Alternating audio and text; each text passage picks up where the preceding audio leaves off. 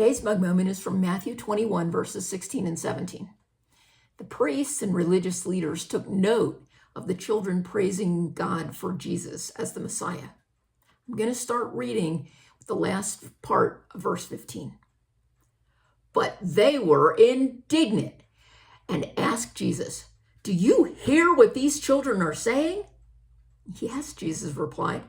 "Haven't you ever read the scriptures? For they say, 'You have taught children and infants to give you praise.'" Then he returned to Bethany, where he stayed overnight. The priests and religious leaders were furious with Jesus. He had rebuked them by throwing out the money changers that they had allowed to be in the temple. And then he allowed the children to recognize him as the Messiah. For the last 3 years, Jesus was nothing but a threat to their authority. And now he was doing it on their own turf. They wanted Jesus to say that he wasn't the Messiah and that the children were wrong in proclaiming him to be so.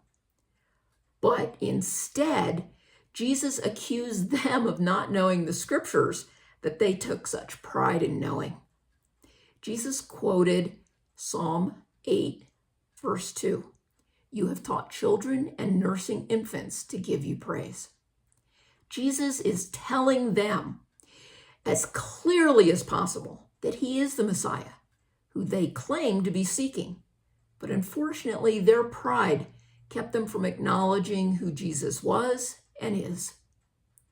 Sadly, many today also allow their pride and supposed intelligence to keep them from accepting Jesus.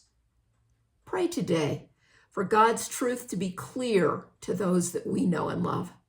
Jesus is the Savior of the world. His love is everlasting and true.